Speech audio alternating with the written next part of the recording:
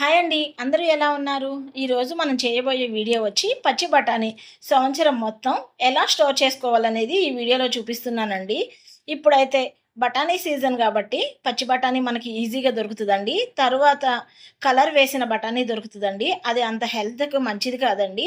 ఈ బఠానీ అయితే చాలా బావుంటాయి. టేస్ట్ కూడా బావుంటదండి ఒరిజినల్ కాబట్టి. చూస్తున్నారు కదా ఎంత బాగున్నాయో.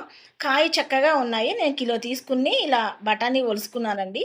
స్టవ్ వెలిగించి ఒక కడాయి పెట్టి దాని నిండా వాటర్ పోసుకొని ఒక అర టేబుల్ స్పూన్ సాల్ట్ వేసి వాటర్ మరిగిన తర్వాత ఈ పచ్చి బఠానీని వాటర్లో వేసేయండి. వాటర్లో వేసుకున్న తర్వాత పచ్చి బఠానీ మొత్తం బాయిల్ అయిన కొద్దీ ఇలా వాటర్లో పైకి వస్తాయండి. పైకి వచ్చినాయి అంటే కనుక మనకి బఠానీ ఉడికిపోయినట్లేనండి. ఇప్పుడు ఈ వీడియోలో చూపిస్తున్నట్టు బఠానీ మొత్తం పైకి తేలుతదండి. ఈ లోపల ఒక గిన్నె తీసుకొని దాని నిండా ఐస్ వాటర్ పోసుకుంటున్నానండి. ఇది కూల్ వాటరే ఉండాలండి, ఐస్ వాటరు. ఇప్పుడు ఉడికిపోయిన బఠానీ కొద్ది కొద్దిగా తీసుకొని ఐస్ వాటర్‌లో వేసుకోండి. చూస్తున్నారు కదా! బఠానీ మొత్తం పైకి తేలిపోయిందండి. చక్కగా ఉడికిపోయినాయి. ఇప్పుడు ఈ బఠానీని నెమ్మదిగా తీసుకొని ఐస్ వాటర్‌లో వేసేసుకోండి.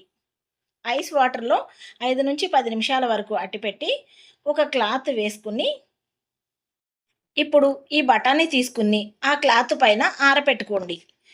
ఫ్యాన్ గాలికి 1 అవర్ పాటు ఆరబెడితే సరిపోతుందండి. తడి మొత్తం పోతుంది. డ్రై అయిపోయిన తర్వాత ఆ బఠానీ తీసుకుని జిప్‌లాక్ కవర్‌లో కానీ లేకపోతే ఏవైనా బాక్స్‌లో కానీ ఇవి స్టోర్ చేసేసుకుని ఫ్రిడ్జ్‌లో పెట్టేసుకోవాలండి. ఇవి సంవత్సరం మొత్తం నిలవ ఉంటాయండి. చక్కగా ఉంటాయి. మనం కూరల్లో వాడుకునేటప్పుడు కూడా చాలా ఫ్రెష్‌గా ఉంటాయి. అంతేనండి. ఈ వీడియో కనుక మీకు నచ్చితే లైక్ చేయండి, షేర్ చేయండి. మన ఛానల్‌ని సబ్స్క్రైబ్ చేసుకోవడం మాత్రం మర్చిపోకండి.